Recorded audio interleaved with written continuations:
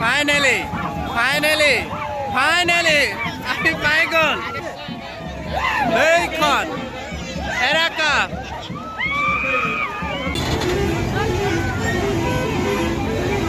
আৰু এইখনৰ ভিতৰতে হ'ব ৰেষ্টুৰেণ্ট হ'ব এইখনৰ ভিতৰত। এখন হ'ল পিছফালৰ দৰ্জা ইমানচি দৰ্জা দেখিছে আৰু এইটো হ'ল পিছৰ ভাগটো। এইখনেই হ'ল এৰোপ্লেনখন যিখন আপোনাৰ শিৱসাগৰ ভটিয়াপাত ৰেষ্টুৰেণ্ট কৰিব আৰু অতি শীঘ্ৰে হৈ আছে। প্ৰায় 3 মাহৰ ভিতৰত উলিয়াই দিম বুলি কৈছে দাদাই।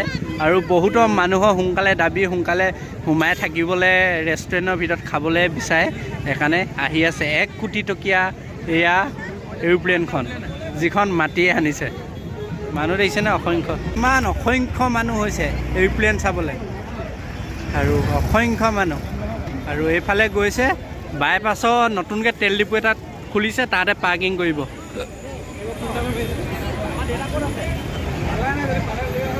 আৰু ফাইনেলি শিৱসাগৰত পাই গ'লহি 11টা বজাত। এয়া পৰিৱেশ, মানুহ দেখিছেনে আপোনালোকে? জুম কৰি দেখাইছোঁ, এয়া মানুহ ভটিয়াপাত দৃশ্য। ফাইনেলি উইংছ অফ হাজৰিকা নামৰ এয়াৰক্ৰাফ্টখন আহি পাই গ'লহি শিৱসাগৰ।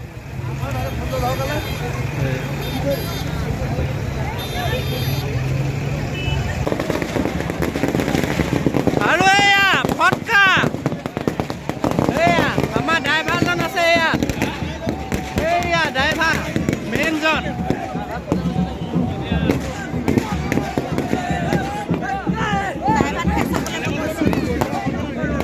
ড্ৰাইভাৰ নমাই লৈ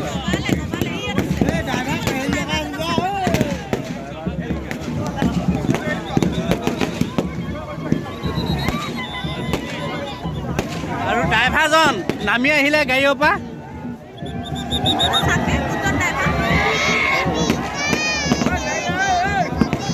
এয়া পূজা কৰিছে বাইদেৱে।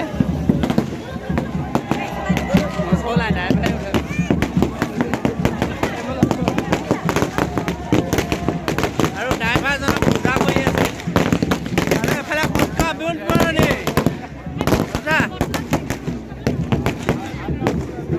খলাবন্ধাত ৰখিবলগীয়া হ'ল 48 আৱাৰ্ছ। আৰু আজি ফাইনেলি আপোনাৰ জখলাবন্ধা দেৰগাঁৱৰ পৰা আহি পাই গ'লি। আৰু এইখনেই ট্ৰেইলাৰ। আৰু আপোনালোকে দেখিছে এই ৰিং খুলি ৰিঙত চলাই আনিছিলে, এইকেইটা নতুন ৰিং লগালে আৰু নতুন টায়াৰ লগাই আনিছে। আপোনালোকে চাওক, এইকেইটা এই ৰিং আপোনালোকে দেখিছে যদি, ভিডিঅ' দেখিছে যদি গম পাইছে, চাইছে আৰু মজাকৈ এয়া এইকেইটা টায়াৰ ৰিং খুলি চলাইছিলে এইকেইটা।